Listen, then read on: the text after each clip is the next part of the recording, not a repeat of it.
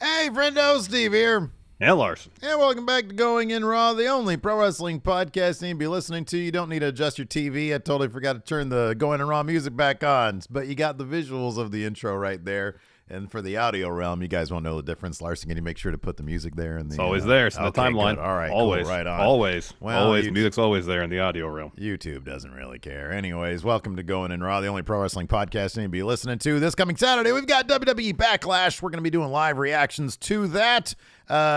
So, yeah, here on the twitch.tv/Steven Larson. Here on the YouTube, youtube.com/Steven Larson. Be sure to hit that subscribe button and the notify bell so you guys know that we are going live for that. On today's episode, we are, of course, talking all things WWE draft last night, Monday Night Raw, and the following Raw talk. All the rest of the draft got wrapped up, so we're going to have all the news about that. Of course, we did our instant reactions late last night, all over at Friendo Club Wrestling, so be sure you're subscribed over there as well. Yeah, we've got a little bit of news as well about Cody Rhodes talking about Finishing the story.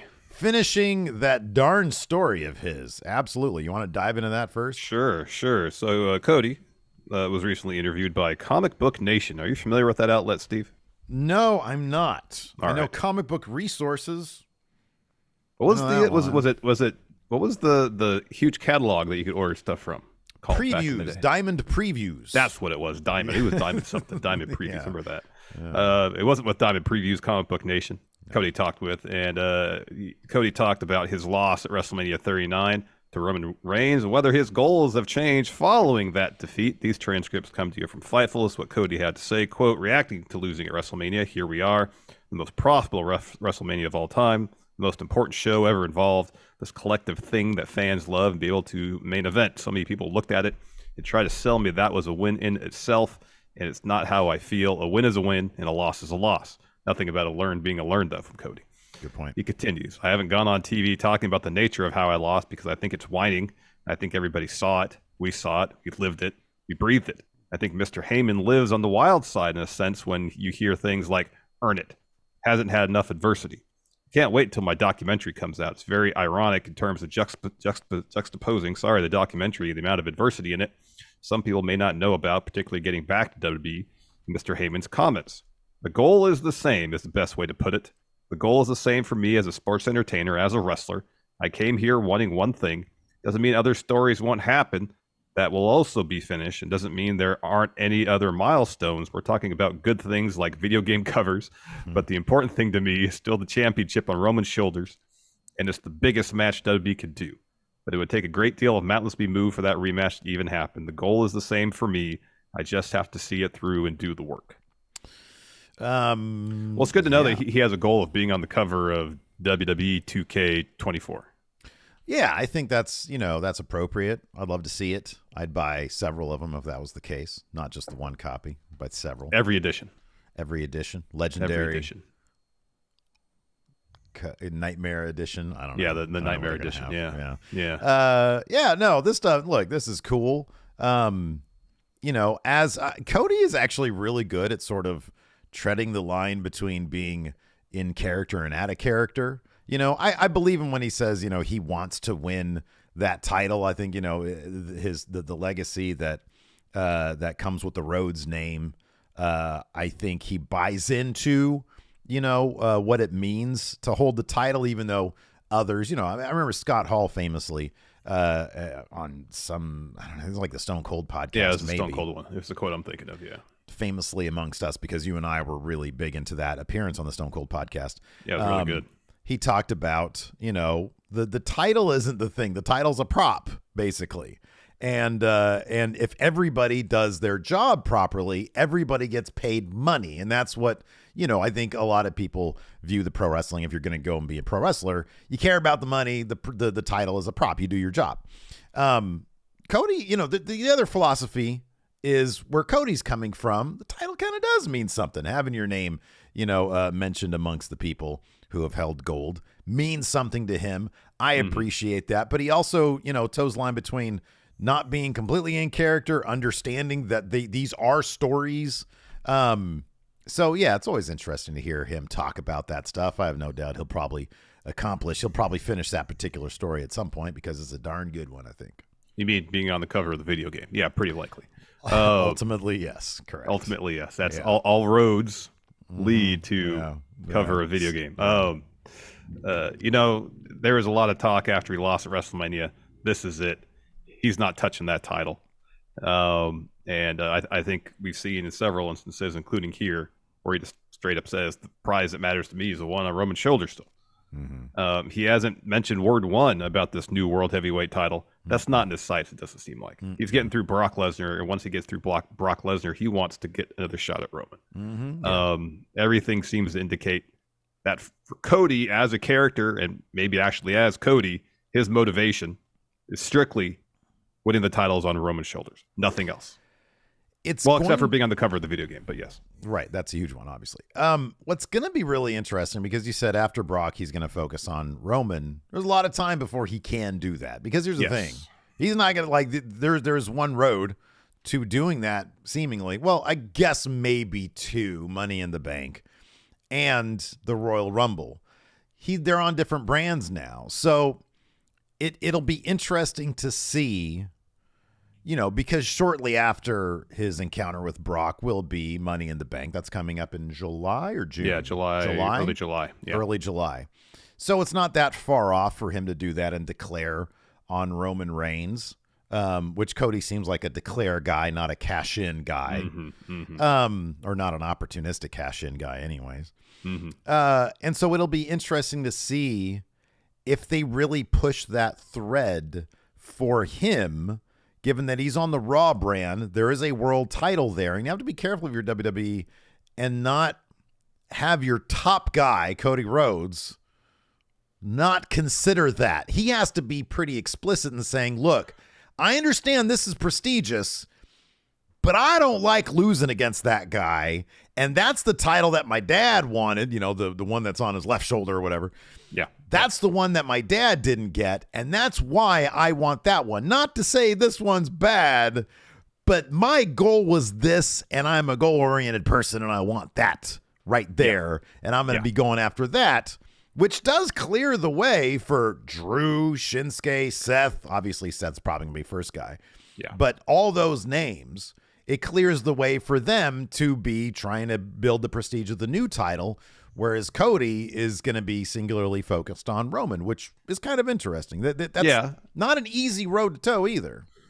It's not, but, I literally since his first promo after his return, Cody's been pretty clear what he wants.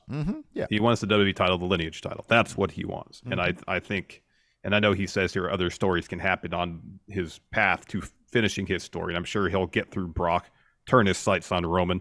Someone else will get in his way. Over this next year, or at least the next few months, maybe at SummerSlam is the soonest I can imagine he and Roman might cross paths again. Yeah. I fully expect him to have to face more obstacles and to have to overcome said obstacles. He's going to face adversity, overcome adversity, and if they're going to follow the path of John Cena 2012, his booking, and kind of sprinkle in some story beats from Dusty's story. If people out there were saying that the path for Cody, including myself, was a bit too easy heading into WrestleMania 39, I'm guessing what they're going to do over the next, 3 to 9, 12 months, whatever, 9 or 10 months, is squash any talk of Cody not facing enough adversity on his way to beating Roman. Yeah. He's going to have all the adversity put in front of him. Yeah. The only question is how many L's will that entail? Because adversity, you have to lose sometimes. Yeah. But I don't know if they're willing to do that. So we'll see. We'll see how they tell the story. I just get the feeling that now that the draft is over, after Backlash, and especially we can sort of swing into Raw a little bit here, with them sort of teasing, number one, having Paul Heyman outright say, this is a beautiful title. Could you imagine Roman Reigns wearing this thing? But he can't because he's on a different brand. I like that they're very early on establishing, hey, these are two separate brands, and there's not going to be that kind of crossover anymore. And yet they are teasing exactly that. You don't have Seth Rollins come out there and number one, Heyman calls out Seth Rollins. Rollins responds. Solo comes out. Jay and Jimmy DQ that match. I kind of believe, because we've heard this in the past, that Triple H, for example, when people are going to be called up to NXT, he wanted a long-term plan for those people. And I just wonder, given that the obvious course for brand versus brand is Survivor Series, which is 6 months away, does Triple H have some sort of like grand 1 year plan from Mania to Mania, given that the draft happened right after Mania, where he can align all his pieces the way he wants them? And I know Vince is out there acting and, doing whatever, but is it possible that Triple H is a treatment for his first full year from his roster to WrestleMania, from WrestleMania to WrestleMania, where you have set up this early Seth versus Roman, Rhea versus Bianca, which we're probably going to get that right after Backlash, another confrontation with a title swap. Yeah. Is he setting up pieces all along the way for a grand plan from Mania to Mania? Is that possible? Oh, of course it's possible. You like to hope there's some sort of long-term vision. And in some capacities, what we've seen since Triple H has taken over, you can maybe point to this or that as evidence of it.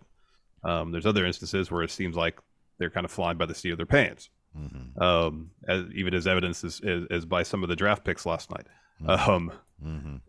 So it's going to take a little bit, if Triple H finally has the rosters structured how he wants them, then we should see a more hopefully clear vision of what he has in store over the next 6-12 months.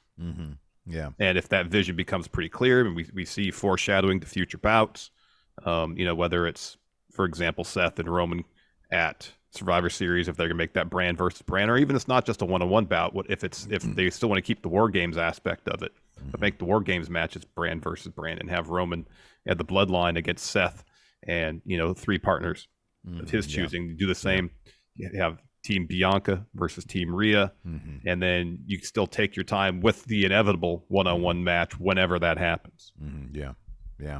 Here in Twitch chat, Sky100 says, I feel it's weird that this isn't expected. Could you imagine starting a TV season without knowing how it's going to end? I mean, there's been, most famously, I think Lost was a show that was started without.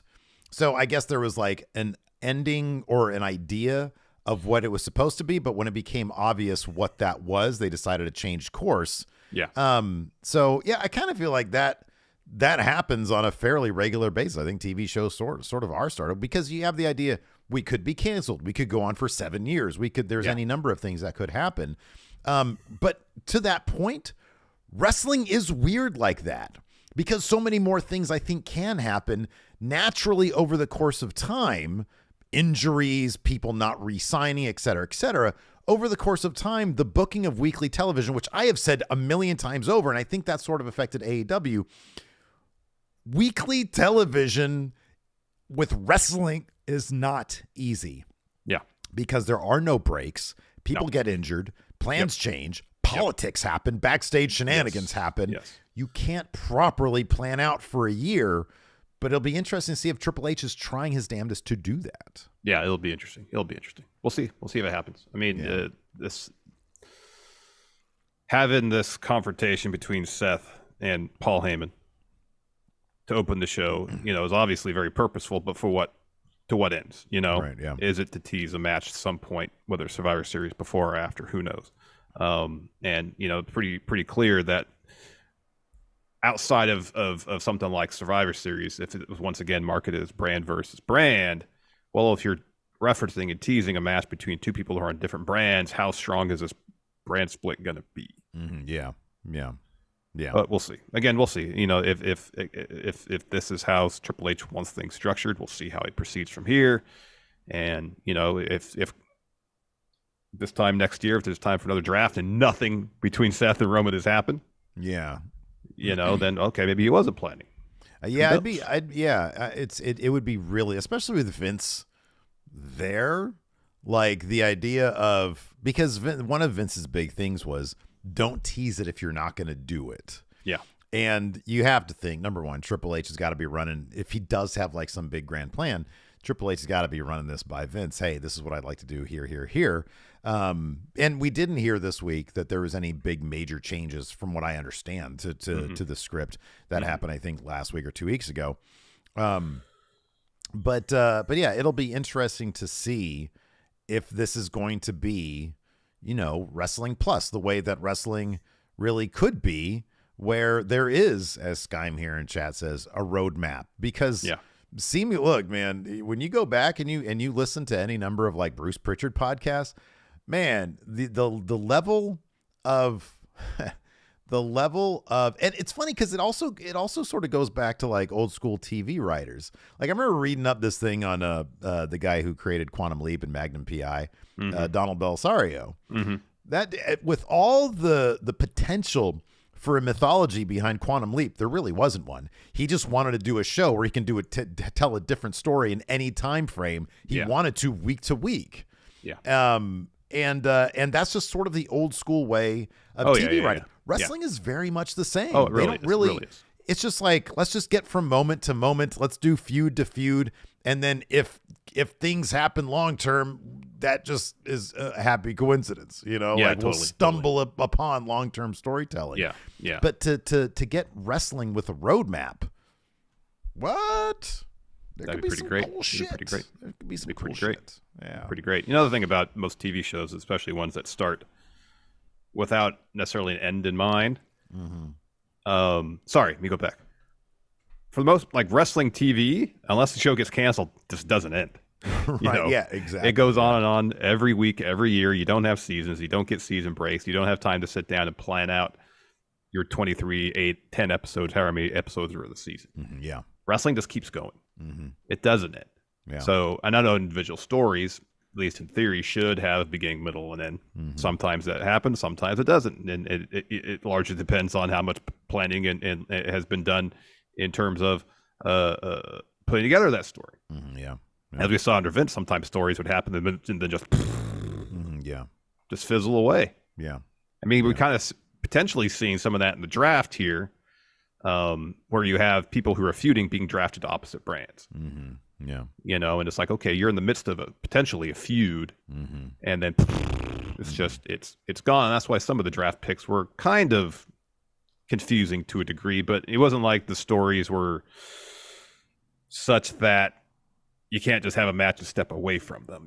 It wasn't like these are the stories they've been plotting out for months in advance. They have intricate story beats and really complex interpersonal dynamics.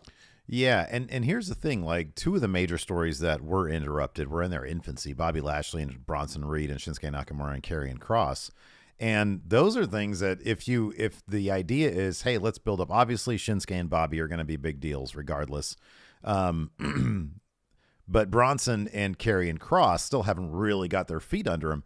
If Triple H does continue to build those two guys up, you can revisit this stuff down the line with brand warfare. And it's like, these guys had their feud broken up from the draft. And I don't think that necessarily was on purpose. I think in the meantime, while he was figuring out his roster and probably collaborating with Vince, they was like, okay, well, we need something to do in the meantime. Let's just have them beef. And then if we break them up, we break them up. But you're right.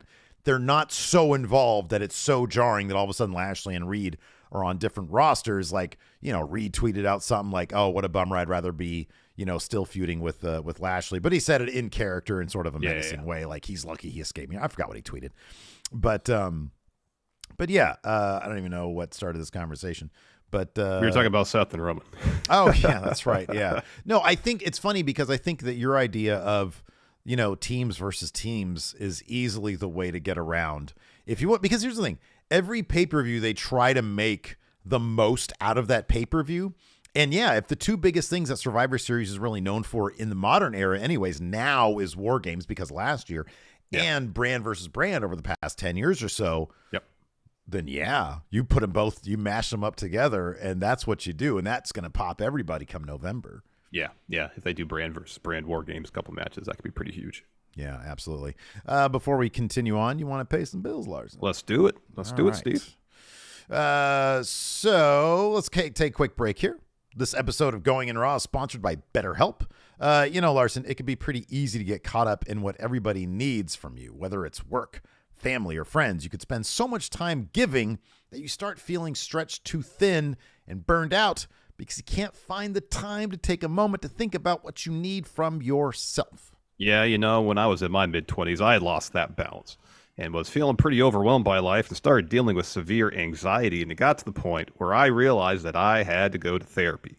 It took me a few tries to find someone I felt comfortable talking to, but once I did, I learned the tools I needed to better cope with my anxiety. So if you're looking to bring some balance back to your life, therapy can help you learn the tools you need so you can keep supporting others without leaving yourself behind. And if you're thinking about starting therapy, give BetterHelp a try. BetterHelp is entirely online and is designed to be convenient, flexible, and suited to your schedule. And all you got to do to get started is fill out a brief online questionnaire, and you can switch therapists at any time for no additional charge. So find more balance with BetterHelp. Visit BetterHelp.com/raw today to get 10% off your first month.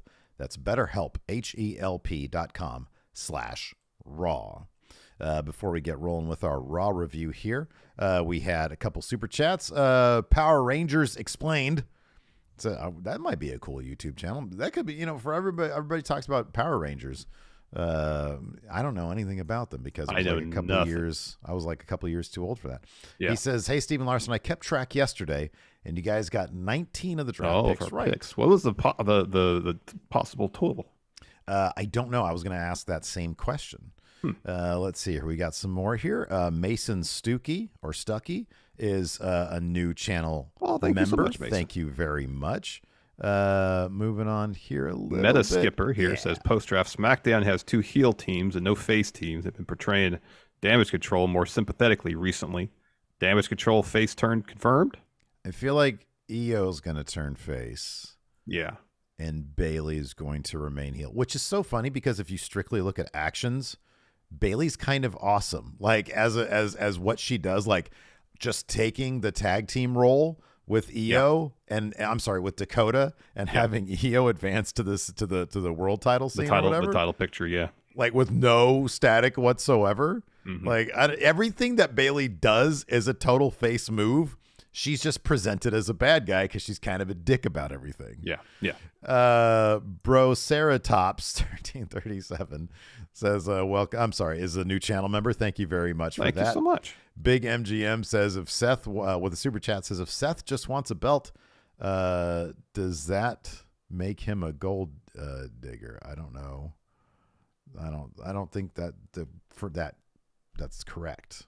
It's a different phrase. It's somebody who marries somebody for money.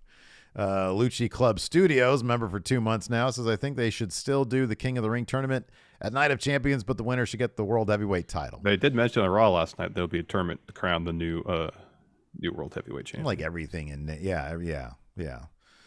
Wayne Smith, new channel member. Alex Silva with a super chat says, "What if Solo wins the briefcase and Cody wants it, and it sets up Cody versus Solo for the briefcase at SummerSlam? And Cody calls a shot at Mania." Oh, there you go. That could be something. That could be something. It would just, I guess not. I would say complicate the Rumble winner, but not. It won't because Raw has their own champion now. So, yeah, that's right. Yeah, they got. Have to get used to there being 2 top champions again. Mm-hmm. Yeah, absolutely. The new channel members and of course patrons at $10 and up. We did an overrun yesterday, a bonus episode exclusive for patrons and YouTube channel members. That we're going to be doing another one on Friday because that one from Monday was actually last week from Friday because I was like, I don't want to do this today. So we did that yesterday. We looked at the worst of the draft thus far, anyways, from night 1 and the SmackDown Lowdown stuff, and then of course we're in May. Backlash is coming up this weekend. Here, let's talk prop bets. I have a couple ideas. Maybe you can give me a couple more. All right. How many German suplexes is Cody going to take in his match against Brock? Okay, that's good. That's a good one. Who takes the pin in the 6-man tag between Usos Solo against Sammy, KO, and Riddle? That's a good one. Yeah. Got any other ideas? I would hesitate right now on doing what's the exact time of the match because that's a bit much. I don't know. Let me mull it over a little bit, and I'll get back to you by the end of the day, and then you and Cody can put that form together. Very well. Hopefully, Very well. But yeah, the May predictions challenge. So how we're doing it is Backlash is going to be for a point advantage.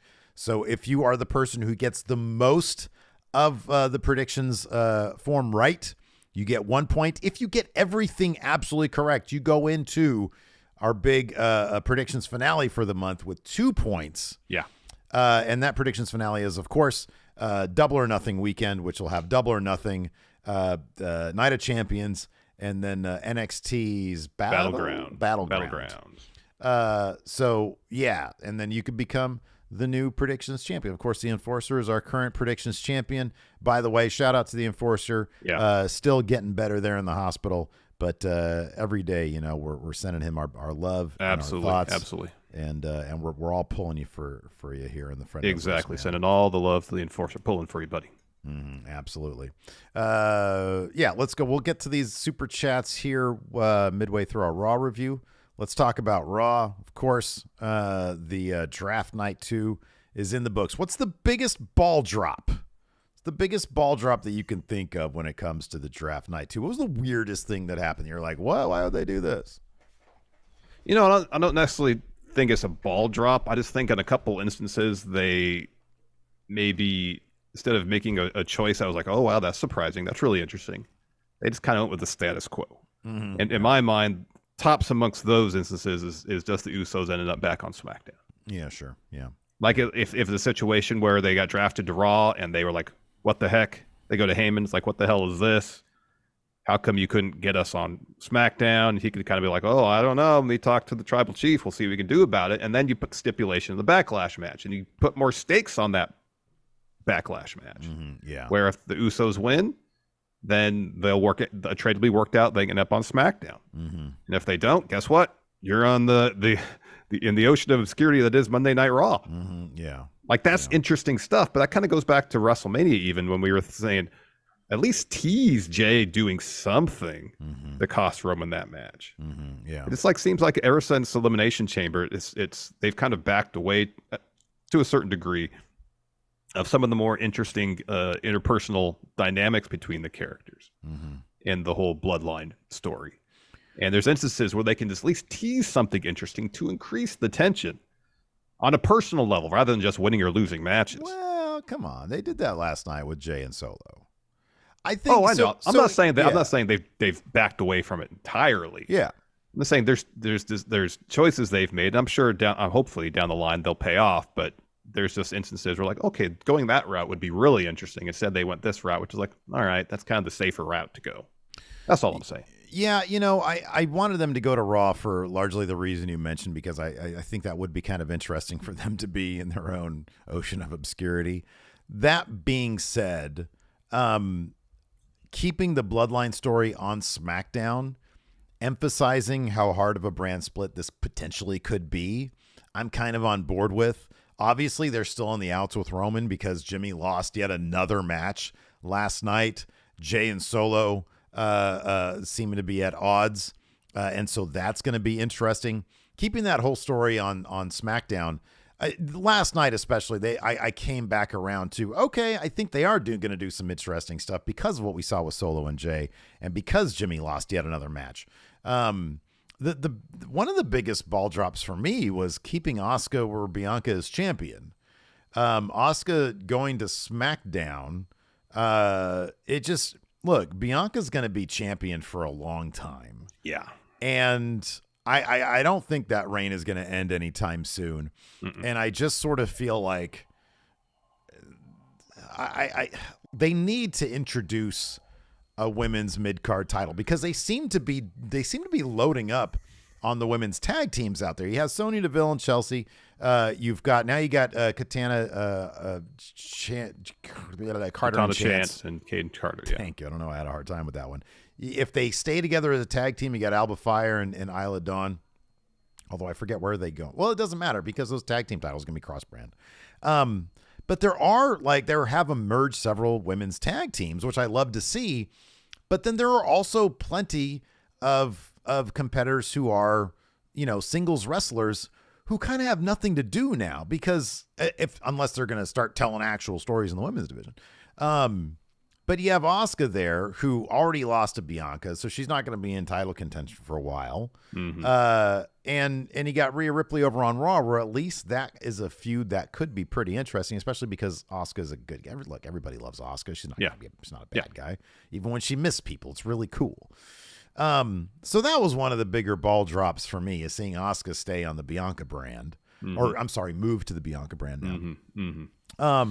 So that was one, and on top of that, they didn't split anybody to the draft. I want to no, there's no teams or factions that got split. Another kind of confusing thing they did was on Friday they called up the NXT Women's Tag Champs Isla Dawn and Alba Fire, yeah, this was hilarious. And then they had Katana Chance, Kane Carter challenge them for the titles. Okay, Carter and Chance are staying in NXT. They'll win that match, be tag champs, while Alba and Isla move up to SmackDown. No, because Katana Chance and Caden Carter, they got called up too.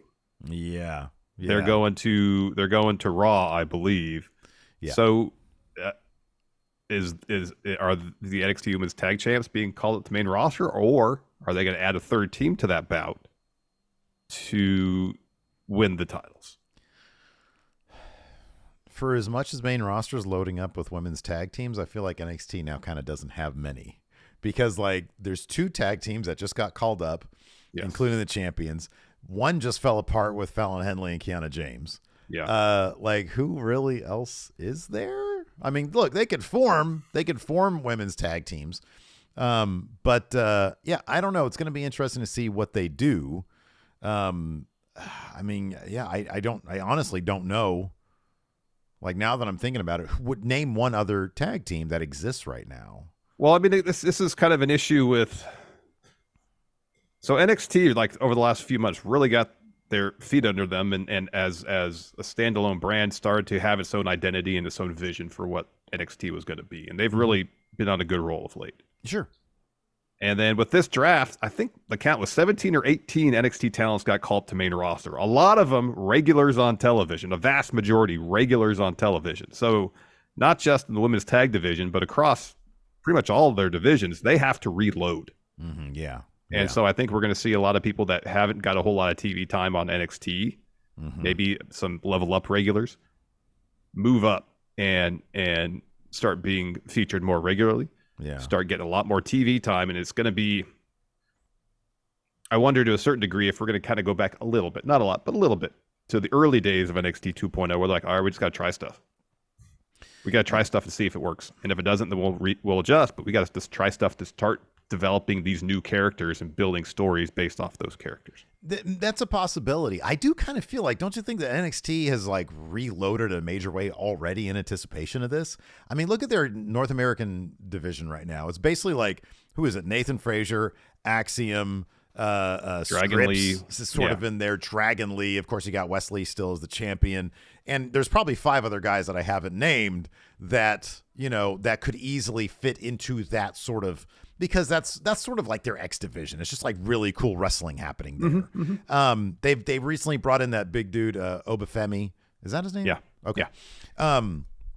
And so it seems like it's going to be interesting who tries to fill the role of Grayson Waller, because he was such an outsized personality. Now he's heading the main roster. And he carved out a huge part of the show for himself. Yeah, huge. Absolutely. I don't know when they're going to call up Braun Breaker.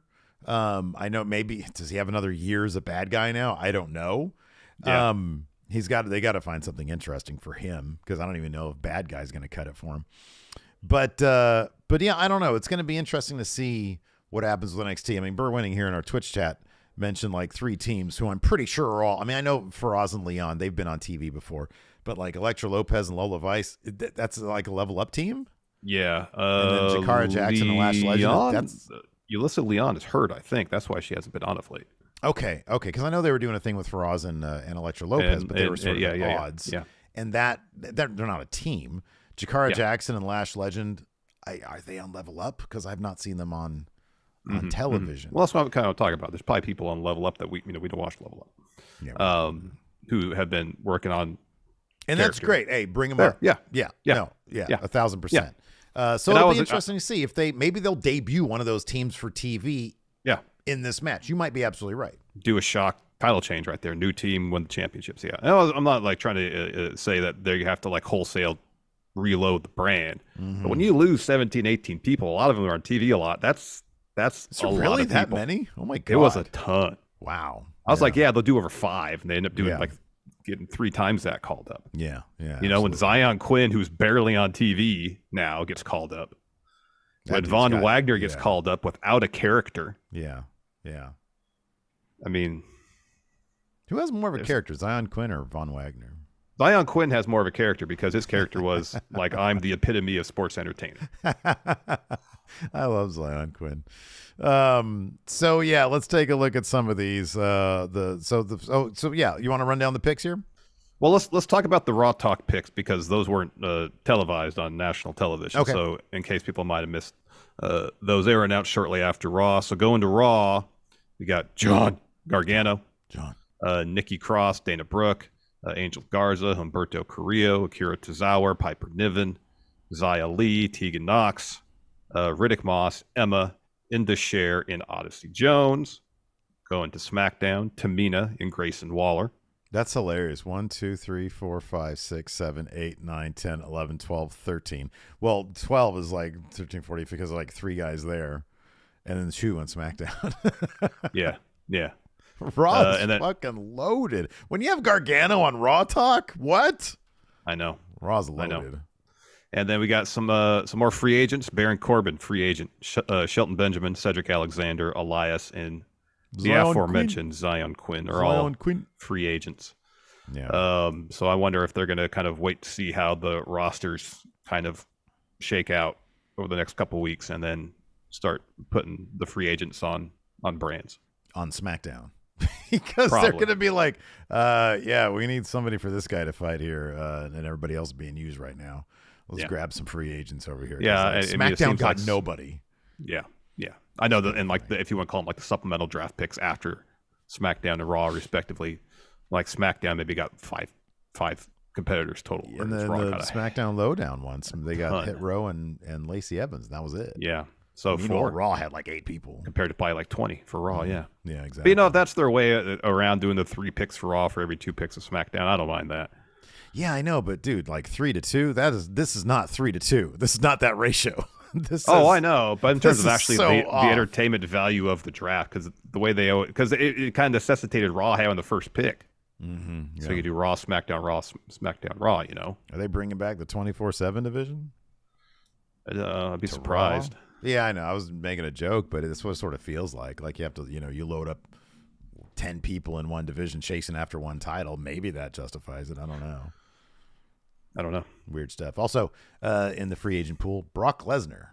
But it's sort of I think it's like a different free agent. That's just him going where he wants to go, where I feel free agent brand is like they go where they're told to go. Yeah, as opposed to kind of being in some nebulous phantom zone of kind of this wrestling purgatory, if you will, of not knowing where you're going, as opposed to Brock, who's like, I'm going to negotiate it, so I choose where I go.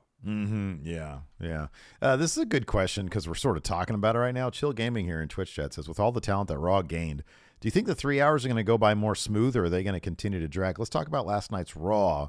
What did you think of the show overall? I know it was a draft episode, so it's a little bit different than normal, but what did you think of it?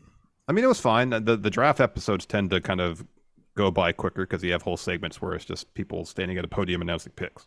Yeah, right. As far as the size of a roster and how that will lead to the pace of the show, I mean, the pace of the show, I think, is dictated more on the segments, the length of segments, the urgency and energy of the segments, and how they're placed on the show, rather than, okay, you have 40 new people on the show, that's going to increase the pace of the show. I don't know if those two things are necessarily related. Yeah. How the show is structured and written will dictate the pace of the show. Yeah. No, Raw is a loaded show now, and if you're going to get all the bigger names that are typically on TV, if you're going to fit them all on there, it could make for some really interesting stuff. It really could. Whether or not that'll pan out, you're right. It's all in the writing of the shows. Super chat here from Mason says there's a handful of AEW talent who had Hall of Fame level impact in WWE. Will we ever see Jericho, Moxley, Big Show, Page, Goldust, or even Punk in the Hall of Fame? Jericho, absolutely. Jericho 1,000%. Moxley most likely. Danielson probably. Big Show definitely. Yeah. Paige, I wouldn't be surprised. Paige, I would say, yeah, she seemed to leave on good terms. I think the only maybe potential stretch might be Punk. Punk's on an apology tour right now, and he seems to be on good terms with Triple H until Triple H threw him out of the building. It depends. If Triple H actually had him thrown out of the building, then probably not. Broke Dude says, with a $5 super chat, says, who do you think the next 5 heavyweight title champions are going to be, I think. Champions are going to be, yeah. Seth. I mean, yeah, it's like Seth, and I don't know about the order, but Seth, Drew, maybe Gunther, Shinsuke, and I just don't know about Cody. Like, is it silly for him to like not go after that title? I mean, if that's not his goal, it's not his goal. I mean, I think if he, as mentioned earlier in the show, he's explained pretty clearly what his goals are and what he wants after being rehired by WWE. So I think people understand if he's like, no, not to say this belt means nothing, but this is a belt that means something to me. Mm-hmm, yeah. This is a personal journey for me to get that title. Yeah, no disrespect to this new title, but that's not the one my dad almost won. This one is. It's going to be really interesting to see how they approach that. Eduardo Morales says, how long do you think this brand split will last until WWE quietly gets rid of it again? I think Triple H has a plan, and that plan involves a hard brand split. Damn it. It'd be cool to see some trades during the course of the year, though. That would be cool. Yeah, I'd like that. Raw kicked off with the game of games, Triple H. Man, I still don't know what happened yesterday. He was supposed to call in, but instead we got Dick Slavitt, Jim Ross impersonator. You know, once again, let me apologize. I'm seriously considering canceling. What? The Scoops? Calls. The Scoops calls? What Scoops do we get? Dick Slavitt talking about wanting to draft your pants. Not a scoop, honestly. Subjective. Okay. So Triple H comes out, gets a big pop, of course. And he says, well, it was a killer crowd last night, too. Dominic Mysterio found that one out. Yeah.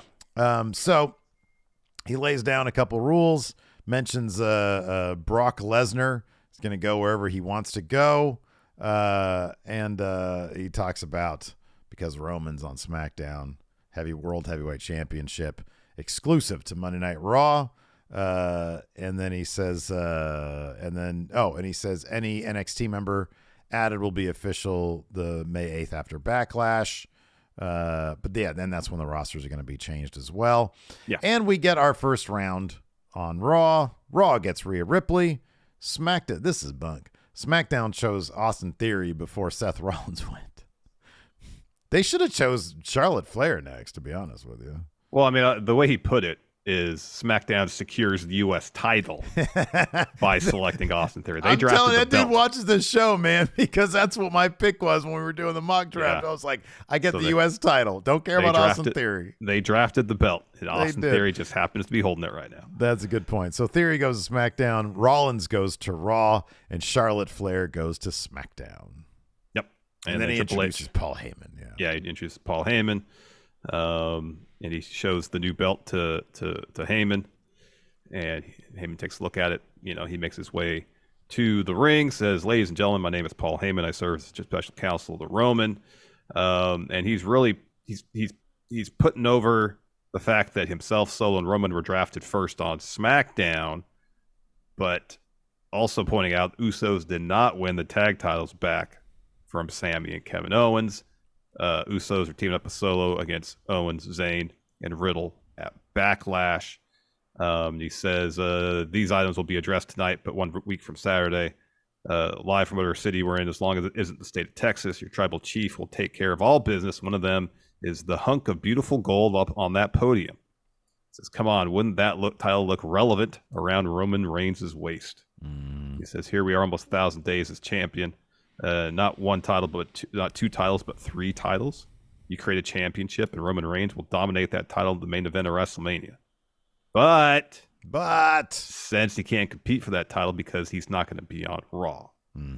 What's really worse about that now that all the children in the locker room thinking they're men are flapping their gums about Roman Reigns, people who should know better, people who need to act like men who are men who are freaking jokers, who are freaking clowns. So this brings Seth freaking Rollins to the ring. Yeah. So the crowd, of course, does all the singing stuff. And Seth basically like puts Roman on blast a little bit. He says, today has to be Christmas for you. Roman's drafted to SmackDown. I'm still here on my show. Monday Night Rollins, baby. He says, which means Roman doesn't need to run from me anymore. And you don't have to waste all that energy pulling strings, making sure I never get my title match again. You can use that energy to make sure the bloodline doesn't go poof right in your face. You're a spoiler guy, though. Here's one. At Night of Champions, I'm going to win the World Heavyweight Championship, and the world will finally see what a real champion looks like. So Heyman, Champion Plus. Champion, he's going to be Champion Plus, yeah. And so Heyman, he's got his little red phone out. He answers that, and Seth's like, going to be hard to have a conversation with a full arena singing. So they start singing. Heyman gets mad, says, I can't hear my tribal chief. Heyman hangs up, and he says, Seth Rollins, you're pissing off your tribal chief. He says, well, if he's upset now, he's not going to like this. Hey, Texas, question. He starts threatening Paul Heyman basically with his stomp. He says, how long do you think it would take for me to get Paul Heyman flat on the canvas so I can stomp his big bald head into it? 5 seconds? 4 seconds? 3 seconds? And Paul's freaking out because he's about to get his ass stomped. Well, with every second amount, Seth is getting a bit more sinister with it. Right, exactly. He's walking towards him as he's stalking him. Yeah. So that brings out Solo Sikoa. He makes his way out. And he says, here's a spoiler. Tribal Chief said all strings are pulled, and after commercial, the following match will be confirmed for tonight. Seth Rollins one-on-one versus Solo. That's what Heyman says. Seth says, we don't have to wait to make it official, Solo. You want me? We're on. And then we get a video of Cody Rhodes arriving today. He shakes hands with Adam Pearce. He says, Pearce says, try not to make tonight chaotic. Brock is here. And Cody walks off. And we see glances of broom closets. Yeah. And they got those lights above them with the red for Raw, blue for SmackDown. Right, yeah. It's kind of surprising it put something over it to hide the fact that you just have like a neon tube light above the door. Right. Kind of whatever. Anyways, first match of the night, Damage Control, Bayley, Dakota Kai taking on the tag champs, Liv Morgan, Raquel Rodriguez. We got the champs losing in a non-title bout. Damage Control getting the win here. I didn't really think there was any sort of interference per se, was there? I think there was distraction, wasn't there? Just distraction, yeah. So Liv gets a hot tag to Raquel. She goes on a run, hits Dakota with that kind of Vader bomb elbow for a 2. Liv tags in, climbs up on Raquel's shoulders, looks for a splash, but Bayley trips up Raquel, and as Liv is falling off the shoulders. Dakota Kai gets her knees up, hits Liv with the chiropractor, gets a 2 count there because Raquel breaks it up. In the end, Bayley tags herself in as Liv is hitting Dakota with Oblivion. And as soon as Liv hits her finish, Bayley rolls her up to get the win. Yeah, just smart tag team wrestling. Yeah, pretty much. Pretty much guarantees if that's going to get them a title shot, then you would think so. Lose that one. After that, oh man, I love to see him. Booker T, of course, we get to see him every week, but Queen Charmel was going to do the SmackDown picks. And so we see Brock arriving earlier. Pierce goes to shake his hand, says, hey man, can we keep the peace? Which, why even, like, is that just, I got to try, I got to act like I'm trying here? No, that's a situation where you leave it well enough alone and then hope for the best. Because if you go up to Brock and say, hey, let's try to keep the peace, this is what's going to happen. He's going to laugh at you. You're lucky. He's lucky he didn't get F5 there in the parking garage. I know. It's probably, if anything else, if thought hadn't crossed Brock's mind to go and try to mess up Cody, well, now it's in his head. Right. Exactly. You know, just say, hey, Brock, go have a good time out there, man. Yeah. We got a fresh prime rib out of the oven, some catering. Got great stuff in catering. I ordered a bunch of your barbecue sauce for catering. Yeah, your meat rub, your meat seasoning. Oh, yeah, that's right. It was meat rub. Just coated. There's a lovely bark of your seasoning on that prime rib. Yeah. Go enjoy. Yeah. Maybe he'll be appreciative of the fact that you're spreading the goodwill of Brock Lesnar's meat rub. You know what you do? You don't say this. You say, hey, Brock, I know you're really into butchering your own animals. Guess what? We got a whole shop set up for you in the back, just for you. And you can do this for the next 3 hours. You don't have to come out on TV. Got some live pigs back there. There you go. Have at it. No, Brock. that's horrible. Well, you don't show it. Obviously.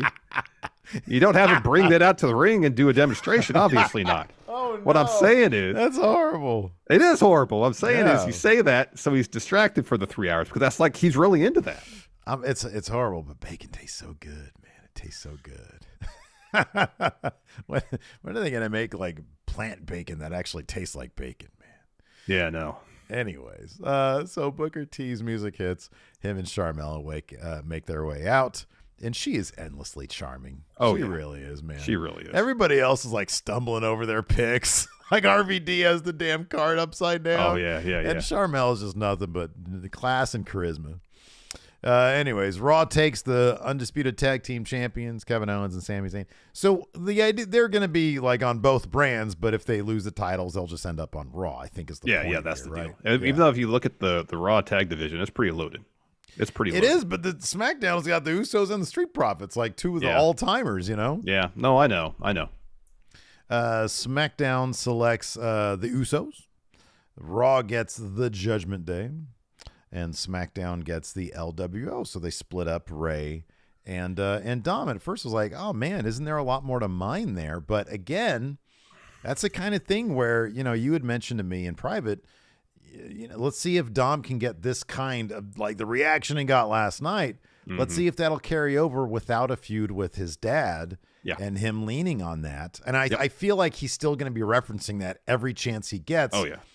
But I'm really curious to see now this iteration of Dom, which the Ray stuff has done immense help to, what he's going to look like in a feud with somebody else and who that other person is going to be. I'm really and if looking he can forward to maintain that level of heat in that feud. Because, oh my God. It's something else. That crowd was nuts last night. Yeah. It was awesome. Yeah, and he played it up perfectly. Mm-hmm. Perfectly.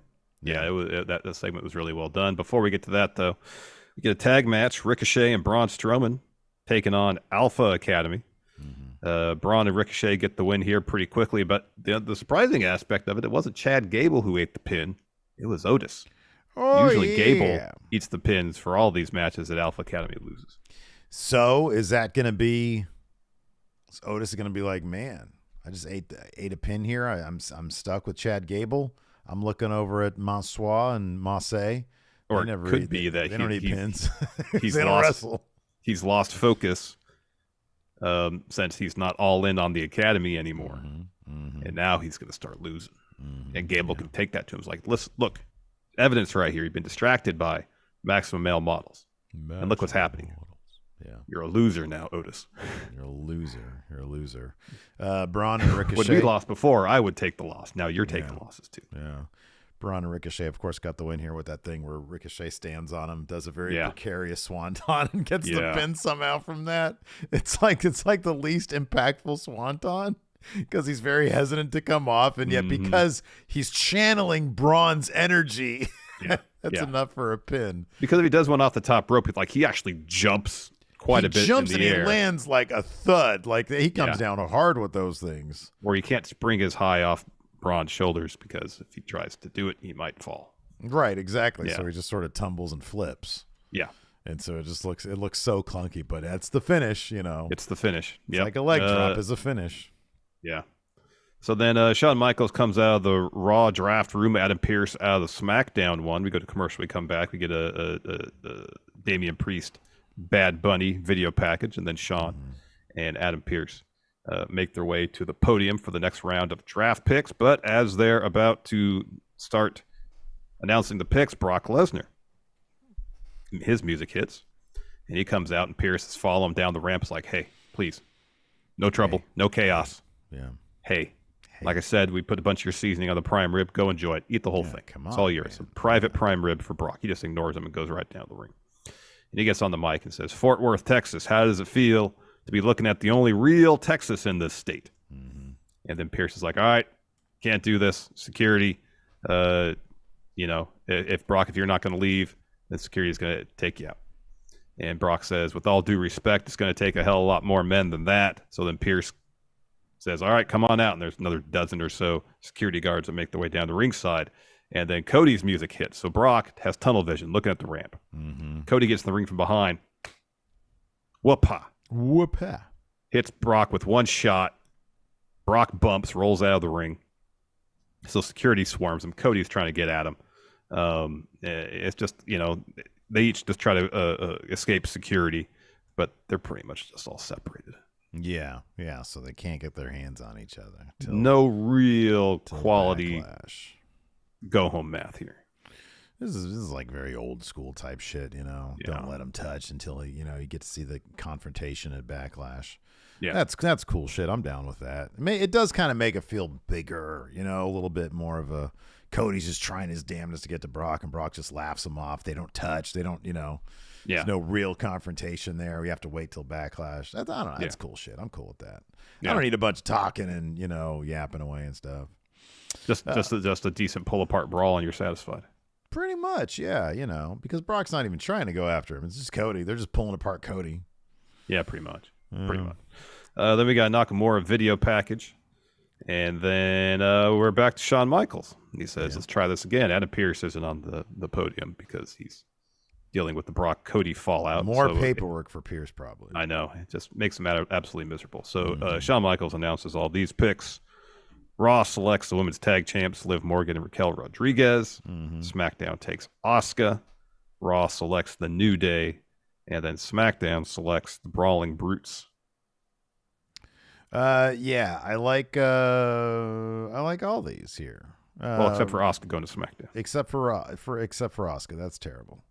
But otherwise, yeah, I got no problem with any of these. They still have to have a Sheamus Roman thing, which who knows if they'll actually do. I hope they do. Yeah, I think it'll be a good match. I hope so too. Yeah, I know. So then we've got a backstage. Sammy and Kevin Owens are backstage. Riddle says, "This is the greatest week ever. You retain your titles. We all got drafted Raw. We can hang out all the time. Plus Backlash this weekend. We could beat up the Bloodline. And tonight I beat up Jimmy Uso." And then Kevin says, "You hear that? He said he wants to hang out all the time. Think we can get drafted to SmackDown still?" I love that Kevin Owens can't stand Matt Riddle. I know, it's kind of great. I feel like Kevin Owens in character manages to find a way to not like people he really doesn't like in real life. Yeah, I get that feeling. Ever since that edition of the Kevin Owens show in NXT. That made it so abundantly clear. Yeah. And now I just sort of keep an eye for that. I know. So anyways, then we had Matt Riddle versus Jimmy Uso, and no Solo at ringside.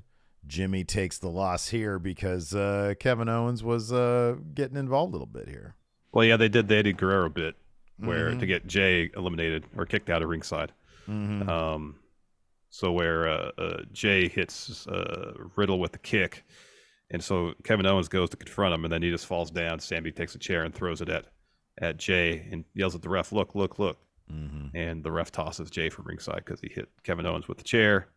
But then as a finish, Jimmy's taking the top turnbuckle pad off. Sammy distracts the ref so Owens can ram his head into it. And then Riddle hits a knee floating bro to get the win. Yeah. And Jimmy looks completely devastated because he's like, "God damn, this does not make a better case for the tribal chief here." Nope. Then we get, "I'm back!" Eric Bischoff walking out of the Raw room. This is after an Io Sky video package. RVD comes out as well. He's trying to figure out which way to put his card. He's like, "Oh, it's supposed to go this way." Yeah, that was funny because after SmackDown, he had it wrong the first time. That was which good. Is kind of it because like he had to list all the names of Imperium, and he was maybe he's really good at reading backwards, upside down to me. Upside down, yeah, it could be. Like I could read upside down pretty well. Can't? Yeah. I've never tried to do it before. Let me take a look here. I've got a Fightful article here. The WWE Unified title was a hastily made decision after Roman Reigns couldn't appear at day one. There you go. Look what I did. You did it. So anyways, Boogs and Elias is there too. They love RVD. Everybody loves RVD. But before we get the picks, Solo's with Heyman. Heyman says, tells Solo to take out the clown. And then Jay walks in and is like, "Hey, why weren't you there? Why weren't you ringside?" And Solo sort of glares at him, and Heyman says, "Solo was pent up and sent out there to take a clown out here on Raw and keep him concentrated on his assignment from the tribal chief." And Jay looks at Paul, and Paul's like, "Is there something else?" Oh, you want introspection. Oh, yeah. Said, He said, let's go solo. Let's go solo and leave him. Tribal Chief loves you, by the way, Jay. And then You're the ones. yeah. We're the ones. And then we get Bischoff and RVD.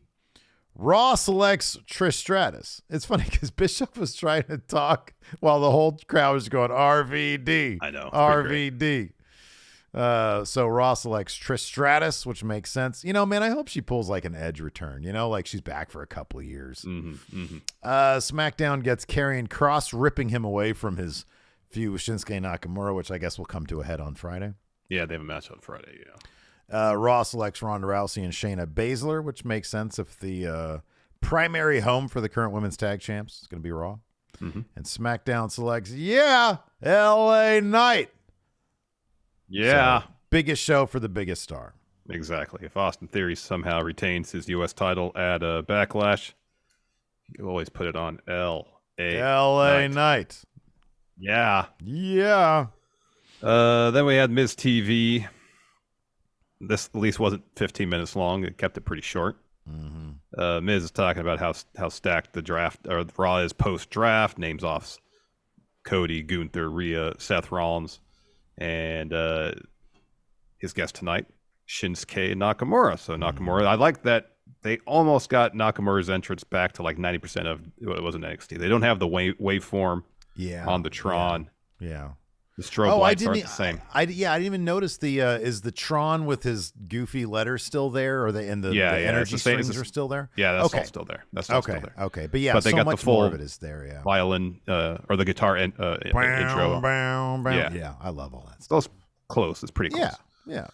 So he comes to the ring, and Miz says, "Let me be the first to welcome you to Monday Night Raw. Please have a seat. You've done a lot in WWE, but now you're able to become the first world heavyweight champion. Do you think you have a chance?" Nakamura goes, "Yeah." Miz says, you should be champion, because I says I should be champion because I'm the real workhorse around here, but you would be a great number two. So maybe we could be partners, and we can merge." And it says Miz K Nakamura. It says things are different here. You need someone to watch your back, and who else other than me? And Nakamura says, "Well, thank you, Miz. You know, you have more experience here on Raw than I do, but you are the guy." And he says, "Apologies if I mispronounced this. Chisei Kintama." And Miz is like, "Oh wow, that sounds great. Cool. That sounds pretty cool." He gets the crowd chanting it and all that, and you're like, "What does that mean?" And Nakamura says, "The guy with tiny balls." Yeah. So that again. And then Miz tries to take out Nakamura, but then he ducks and he hits him with a Kinshasa instead. Yeah. And Miz sells the crap out of it. Yeah, you know what, man? I'll be honest with you. Like, Miz TV bores the shit out of me. But if Miz is in an actual feud and there's something's going on, it's all right. Like, it's okay. I'm cool with that. And if he's in a feud with Shinsuke and there's something going on, I'm cool with that. If the entire thing is just you've got tiny balls, then come on, you got to come up with something better now. I know. I mean, they're coming back around to the feud they teased with Nakamura is called up in 2016. Yeah. Finally, 7 years later. You got the King of Strong Style, and you got Miz, who, like you said yesterday, Daniel Bryan referred to as a soft wrestler. Yeah. But you're right. Hopefully, there's more than Miz's tiny balls as motivation for this. Yeah. Then Amos has a match against Anthony Alanis. Not a surprise here. Amos wins this quickly. Oh, yeah. With the choke bomb. And then we have Molly Holly and you didn't know Road Dogg out. Didn't know. To make the final round of picks on Raw for the draft. Yeah. Raw takes Braun and Ricochet. SmackDown selects Shotzi. Raw selects Bronson Reed, and then SmackDown selects, yes boy, Pretty Deadly. Joke's on them. They're actually dead. Again, on Friday, if that's when they debut, I guess the last should be next Friday, not this Friday, the following Friday. They better make their debut just soaked. Just water dripping from their clothes and their hair. We saw them in the NXT room. That's true. And they weren't soaked. They were alive and well. I didn't notice if Tony D was in there. I didn't notice, but nonetheless, you'd think if Tony D was in there, he'd take issue with first Pretty Deadly there. I have to go back and screen cap and send it to you when Isla Dawn and Alba Fire got called up, because like during their little interview bit, you could clearly see in the background Von Wagner was sitting in the last row, and he had the most confused look on his face. Wait, where they're up, not me? Hey, you know what? Ever since my name's Von Wagner, since I was a little kid, I wanted to go to free agent brand. What, Vaughn? Was free agent brand a thing back in the 90s? I don't know. You know, my dad's a Beverly brother. My dad's a Beverly brother. He used to do the Shaker Heights spike on free agent brand. Anyways, what show do you think back in the day was free agent brand for WWE? What were the names of their various He probably shows? thought it was WWE and everything else was free agent brand. Yeah. NWA. Hey, what's that? Free agent brand? So anyways, Judgment Day's music hits. Priest has a mic. He says, "All rise as we stay united on Monday Night Raw. And all rise for tonight's first draft pick. Your champion, our champion, Rhea Ripley." Rhea says, I mean, was there any doubt who would be first?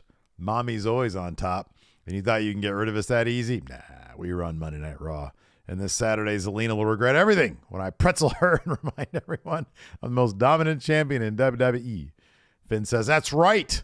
Rhea's going to roll her up like a hot snot and flick her. That was a great line. And Damien's going to tear Bad Bunny apart and leave little fluffy pieces of him all over Puerto Rico. And then Priest says, Bad Bunny, listen carefully. And then he drops an amazing promo in Spanish. I know. This guy stumbles over so many words. I love Damian Priest so much. I really do.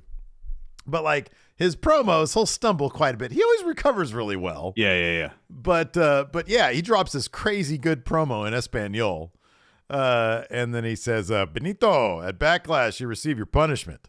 And then Dom gets the mic. And oh my God, this was on par when Elias was in Seattle. Yeah. And ran down the fact that the Supersonics left town.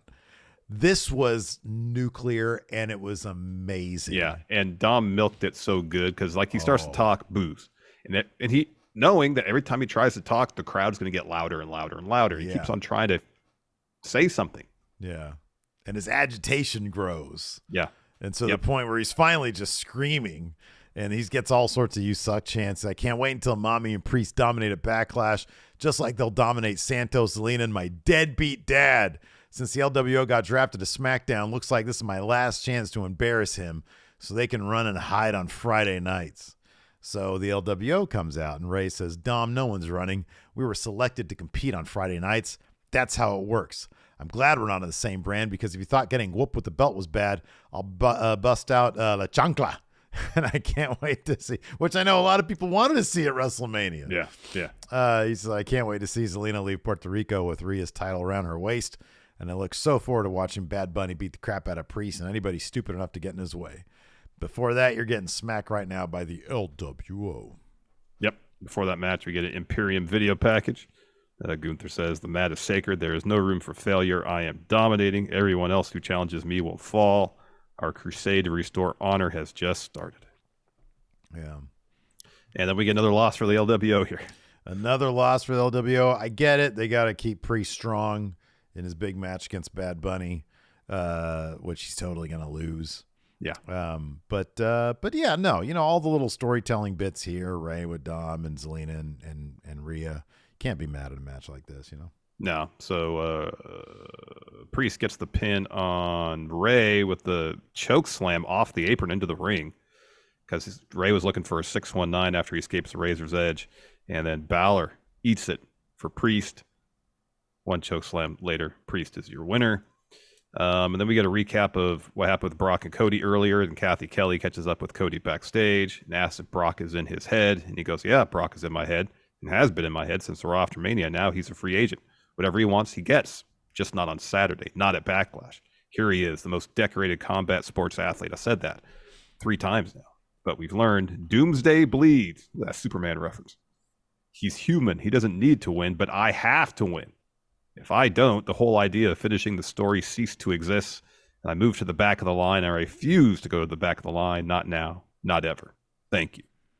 And he's right next to the bus with his giant Attitude Era a picture of Triple H there. Mm-hmm. Mm-hmm. I know. Too bad it wasn't H-Face.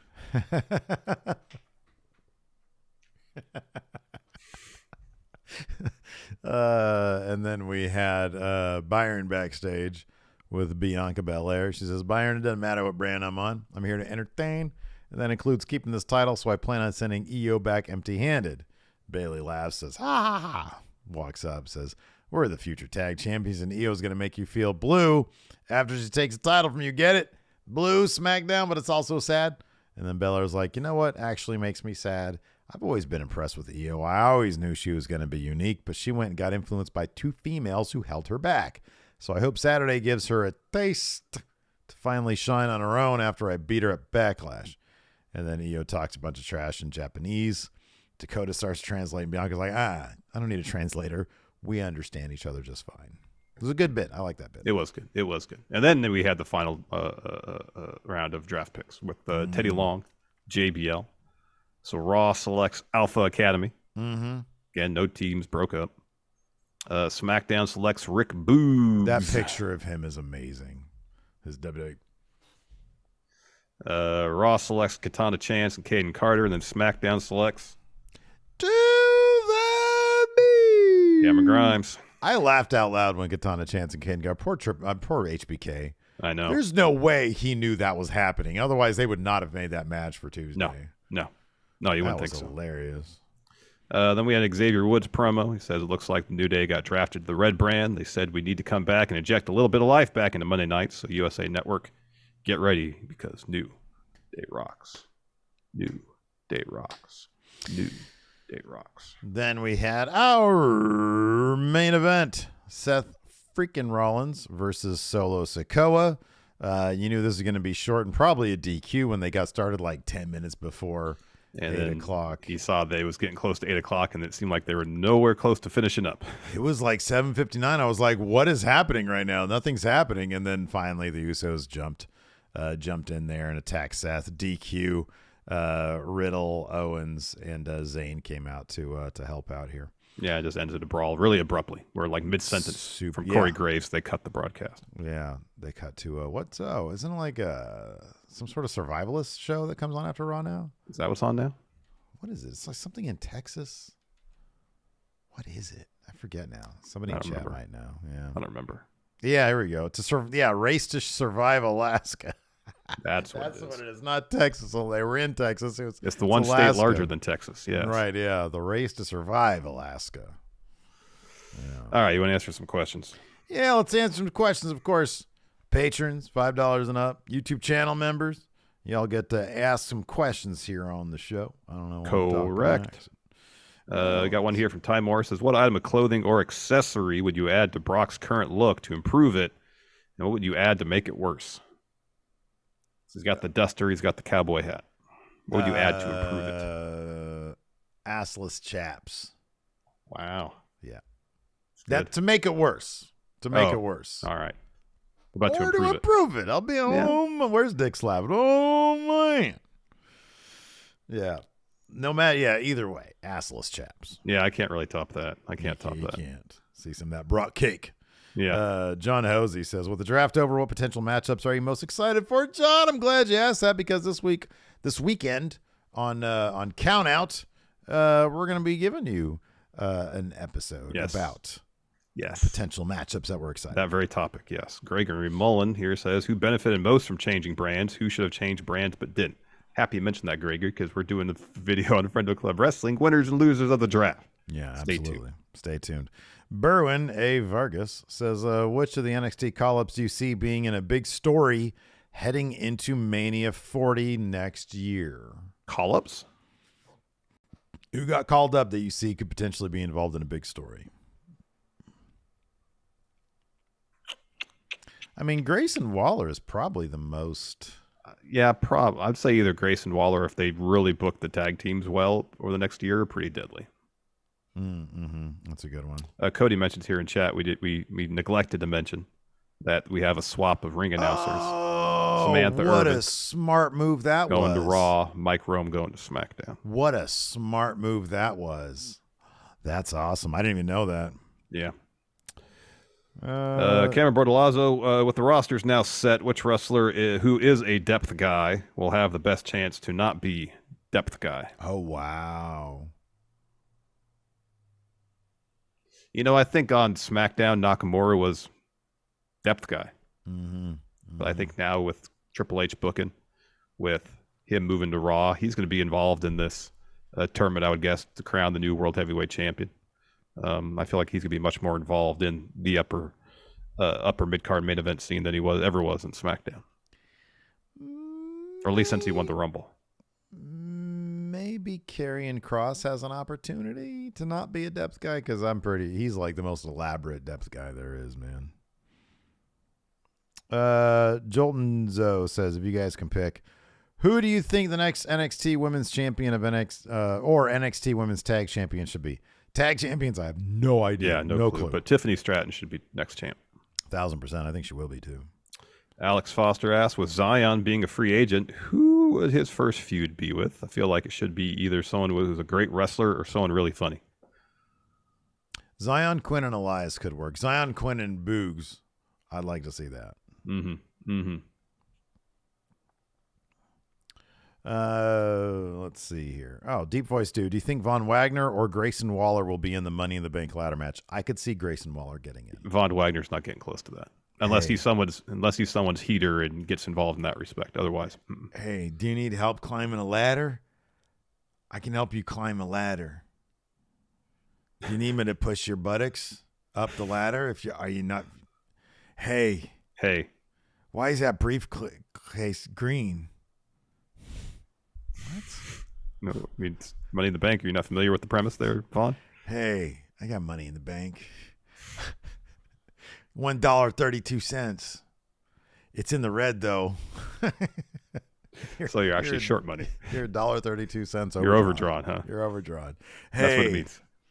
So you have no money in the bank. They gave me fees.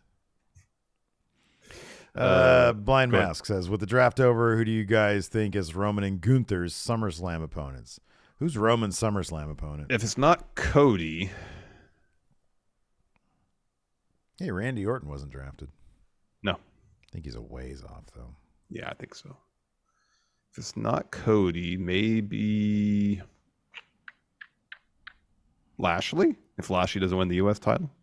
Lashley's a good pick. Lashley, Theory.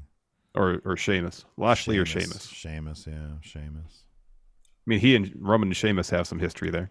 So, as far as Gunther. Oh, my God. There's so many names. I know. Roman AJ. If they build up AJ, that's a possibility. Yeah. I'd love it to be Gunther Shinsuke. That'd be great. Yeah. That would be great. June Wilson, who would you have liked to have seen win Money in the Bank if it were around in the 90s? Wow, good question. Oh, it would have been Triple H every year. Yeah, I know. It would have been Triple H every year. 5 years in a row. Yeah. God, are you kidding me? 99 to 2003 or 2004? Would have won it every year. It would have been every single year. Every year. And then Eddie Guerrero would have won it too. Yeah. Luis here says, should the world title tournament be held in one day, a la King of the Ring? Who should be in the semis and the finals now that the rosters are set? Final should be Seth. Shinsuke, I think, should be the finals. Yeah. That'd be the best match. Yeah. Yeah, it'd be really good. That'd be really good. Floppy says, any logical or kayfabe reason either of you can think of as to why people like Boogs got drafted, but Carmelo, Ilya, Tyler Bate, etc. went undrafted? I really think they want to build NXT around Carmelo. So here's the thing. To determine what the kayfabe reason is... Oh, kayfabe, yeah. You'd have to know who's actually making these picks. Because they didn't say everybody in NXT was eligible. They said select members of the NXT roster were available. Yeah. So, I don't know. I mean, everybody on the Raw and SmackDown, number one, wait a second, back up. Floppy, why would anybody not? Boogs went too low. He should have been in like the top 10 picks. Boogs is awesome. I love Boogs. Boogs and out. But he hasn't really been portrayed as a winning wrestler, though, Steve. Consistently, especially since he's come back from injury. Well, he just needs the right opportunities. Is that what it is? That's exactly what it is. DJ E says, what are the chances WWE swerves us and EO pulls out the win Saturday? 0. Yeah, it's pretty low. Pretty low. If anything else, this is going to advance whatever story they're telling with the breakup of Damage Control. Mm-hmm. Yeah. Let's see here. Edward Munoz, with Dom getting consistent nuclear heat, do you think it might be a good idea to pull a surprise and put the new world title on Dom? Yes, I think that'd be outstanding. Are you kidding me? That would be outstanding. And I think I brought that up in my Wrestle Juice video. I offered up the Mysterios as a potential first one of them, as a potential first one. I gave my case for both. Dom would be outstanding. Are you That'd be kidding something me? else. Holy shit. Dom versus Seth in the finals would kill. That'd be something else, I know. That's the situation in Dom's case where it's like every match is overbooked and like he has to cheat to win every single time. Yeah. With this feed into, I mean, you can't do it forever, but here's the thing. Dude, listen, if Seth wins, it's just going to feel like an inevitability, right? Dom wins, the fucking heat that would get, and you overbook you're exactly right. You overbook all those finishes, and then eventually Seth gets it back, and the place explodes like nothing else. Yeah. Yep. Gets it back. I mean, he wins it from him. Seth is the guy to beat Dom for it. Oh, my God. Yeah, that'd be something else. That'd be outstanding. Because here's the thing. I firmly believe Dom's going to have a hell of a career going forward. And so him being the first name as the champion, I think down the line will be validated. Yeah. High Plains Drifter here asks, who would you have Von Wagner be a heavy for on main roster? Hey. He'd be a heavy for a heavy. Are there any heavies right? There's no heavies right now. Not really. What if he's Bronson Reed's heavy? Oh, that's good. Yeah. Hey. You need a bodyguard? Yeah. Because the Bronson Reed. He goes up to Bronson Reed. Hey, I hear that you're a mercenary. Do you need a bodyguard? I'll guard your body. Oh, wow. Do people attack you? I'll try to stop them. New Kyle says, what advice does CM Punk give Von Wagner if and when their paths cross? What advice does who? Punk. Give Von. Oh, man. Hey. You're kind of old, aren't you? Hey, you get hurt all the time, don't you? Hey, is your body breaking down again? You want me to wrestle for you? Hey, do you want me to wrestle for you? I don't know what Punk would say to Von Wagner. Hey, I like Uno. Yeah. I got one more here from Alex Danner. Says, hey there, Steve and Larson. Hope you guys are having a great day. My question for today's episode is, let's assume that Roman is remaining champ until Mania 40 and Cody is going to get his rematch and finally beat him. After Brock, which feuds could you see Cody being in until he eventually gets back to Roman? So let's say Cody needs huge feud for, if he's not in the Money in the Bank match, Money in the Bank, SummerSlam. I mean, maybe he should be involved if they're doing Survivor Series War Games brand v brand. He should be on Seth's team because that's an interesting dynamic. What else? What else could he do? And then he needs something. Well, if he's winning Money in the Bank, he doesn't need to win the Rumble. Yeah. It actually kind of makes more sense for him to win the Rumble because if he's like wins briefcase is like I'm gonna cash it at WrestleMania 40. Why wait that long? You could get hurt. Things could happen. He needs to come in early at the Rumble. He needs to be early. Yeah, he needs to be first 5 for the Rumble. Yeah, he does. Yeah. So he needs that. I don't know what he does. And go through Brock, Gunther, like everybody. Yeah, I feel. Here's my. I kind of feel like I feel Cody winning the Intercontinental Championship more than I feel him winning the World Championship. You know, like, look, if Gunther goads Cody Rhodes into a match, then by default it's going to involve the Intercontinental Championship. Yeah. Maybe you do that. Maybe you do Warrior Hogan type situation where he brings the Intercontinental Championship into WrestleMania and then he vacates that. I don't know. That'd be kind of cool. That would be interesting. That would be interesting. So I don't know, man. I don't know. Anyways, that's going to do it for the show today. Thanks, everybody, for tuning in. We appreciate it. Remember, if you want to help support Going in Raw, patreon.com/Steve and Larson, or click that join button. If you want we got a couple. Hold on. We got a couple super chats here before we sign off. Crap. We did. Oh, here we go. Get these. I got one. Alex Silva says, no, won't happen, but Heyman saying Roman should go after the world title almost made me throw up. Yeah, that was pretty rad. I laughed pretty hard at that one. Yeah, that was pretty great. Scorpio 85 says Braun and Ricochet heel interested. Like in a heel turn?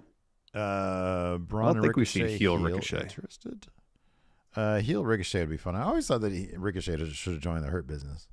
Or had his own faction where they were like a bunch of assholes. DJ Mott says, hey guys, how would you book a women's mid-card champion? Asuka wins it and then keeps it forever and ever. Alex Silva mentioned Samantha Irvin going to Raw, which is awesome. Yes. Dan Daniels super chat says, when is Dom going to start using excuse? I hope not. I friggin' hope not. Yeah. Maggie testing super chat capability here. Alex Silva says, do you think Solo spiking his brother is even getting Rikishi involved? Roman makes him spike his dad because we need Solo's turn. Ooh. Wow. Woo. Wow. Could be. Alex, Queen of the Ring is here. What's up, everybody? Hi, Alex. Go subscribe to her channel as well. Yes. Hey, she says, I'll guard your meat. Hey, go follow Alex. All right, everybody, that's going to do it for the show. Thanks so much for tuning in. We appreciate it. Till next time, we'll talk to you later. Goodbye. Hey, end stream.